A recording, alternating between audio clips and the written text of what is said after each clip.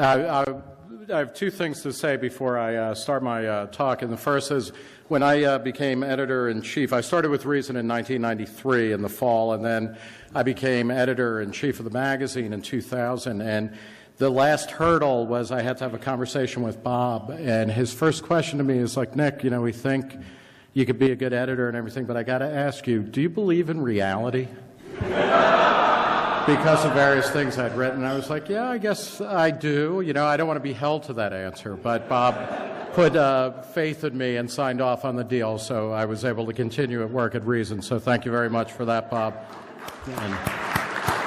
And it is, one of the things that is, and to hear about Reason's 45th anniversary, to know about that coming, I had started reading Reason when I was in high school. My older brother, went to college and discovered it at his college bookstore, started sending home to me, and then I later applied for a job. I was in grad school in Buffalo, and so I applied for a job that was listed in the, they said they needed an assistant editor, and I'd been a journalist before I went to grad school. And it was the dream job in all sorts of ways, and remains that, to actually be able to participate in a magazine that had actually really helped form all of my thoughts and all of my ideas about the world. And so again, Bob, thank you for creating this opportunity for all of us.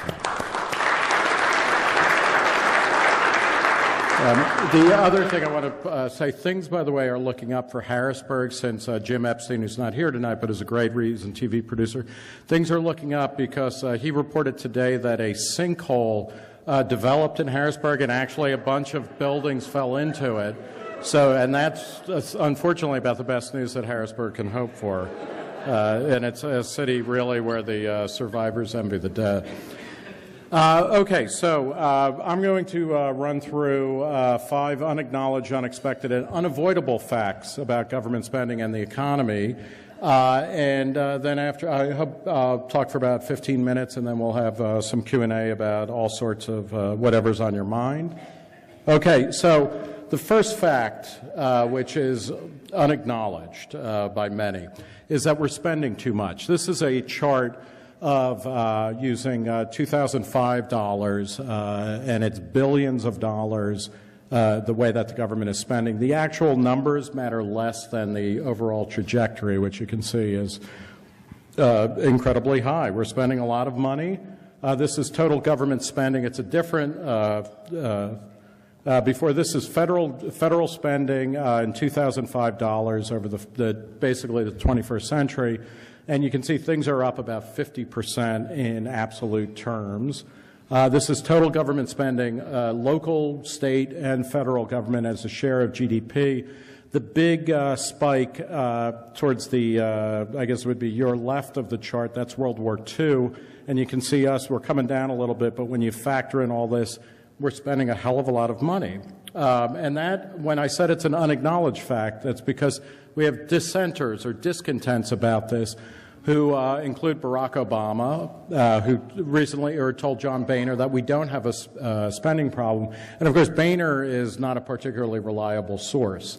Unfortunately, this is a guy who, I live part-time in Ohio, and John Boehner is actually my congressman, but a couple of weeks before he became Speaker of the House in 2011, he was asked by NBC News to, could you say that we're spending too much money, could you name a program that should be cut? And he actually said on national news, I really can't think of anything off the top of my head. So it's like, but in any case, so some people say we're not spending too much. We don't have a spending problem. Jonathan Chait, a writer at New York Magazine, who Matt and I and various other Reason contributors wrangle with all the time online, he says there really isn't money to be cut everywhere.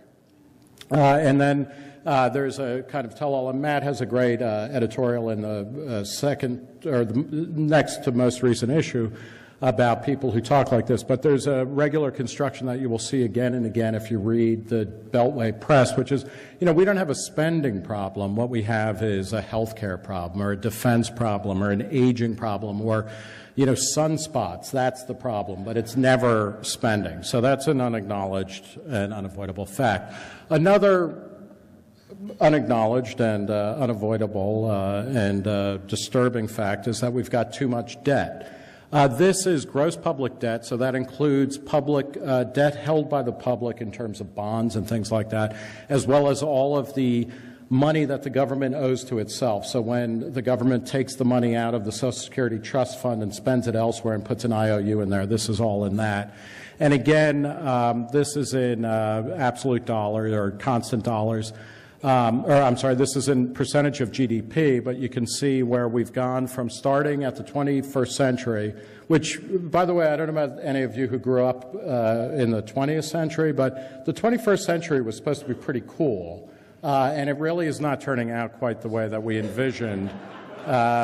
You know, there's no jetpacks, there's no dog walks out on the side of your hover pod or anything like that from the Jetsons. But in 2000, debt as a percentage of GDP was about 55%.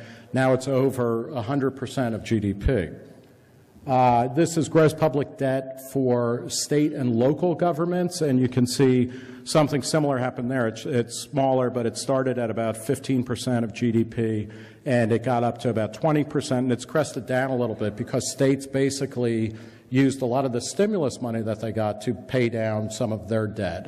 It did not, as I think most of us understand, did not stimulate the economy quite the way as it was intended. And yet here you have more discontents talking about this. Larry Summers, who some of you, is anybody from Harvard here? Okay, I'll speak slower. But Larry Summers, governments that enjoy such low borrowing costs can improve their creditworthiness by borrowing more, not less. And you wonder, like, how did we get into this situation? It's just dumbfounding, isn't it? David Dine, a blogger at Firedog Lake, which is a left-wing site. We have a broad capacity to borrow loads of money at ultra-low rates. Government should capitalize on it. And then Paul Krugman, who some of you have heard of, constantly is talking about, well, look, if the theory that he's presupposing is that if the government was borrowing so much, it would crowd out money for private investment, and interest rates would go up. Interest rates are not going up, so that we have not borrowed enough money, where we can keep borrowing and keep borrowing. This is the type. This type of thing that. It sounds like these guys are mafia loan sharks. Don't worry. You'll be able to pay it back. You'll be able to pay it out. Why don't you take out more money? But here is the third fact, which is that debt overhang kills growth, and it doesn't necessarily show up in interest rates. This is the idea of debt overhang comes from a recent work by the economists Carmen and Vincent Reinhardt and Kenneth Rogoff. And Carmen Reinhardt and Kenneth Rogoff also read an excellent book recently about financial crises over centuries. But they define debt overhang as moments when the gross public debt to GDP ratio is greater than 90% for at least 5 years. We're in that, according to their understanding of things. Debt overhang episodes, these periods of 5 years or more, are associated with growth over 1% lower than during other periods. So when your debt to GDP ratio gets above 90% for a period of time, it lowers economic growth for a long time. They looked at 26 cases going back over the past couple hundred years. The average duration of reduced growth is about 23 years, so that for 23 years you have average growth that is going to be 1% or more less than it would have been absent that much debt. Then they also, and I'll just summarize this, but that basically what they said is that this is true even when interest rates don't spike up, which is a kind of conventional or traditional understanding of the way that economic forces would work. And what this means, this is a figure, a table or a chart rather, which shows what that really means to say that, okay, if you have a debt overhang period, this is how much economic growth suffers as a result. And without the debt overhang is the blue line up there, and you can see just over a 23, 24-year period, a quarter of a century, a generation, for God's sake, you would start at 100 and you would be up above 220 if you if you have the reduced growth rate, it's the red line down there below. And, you know, think of that slice between those two lines as all of the jobs that are missing, all of the forward momentum, all of the college, all of the education, all of the improvement, all of the unemployment, all of the wasted human capital and lives. That's what's coming, because we're in that, and it's not clear exactly how you get out of that so quickly.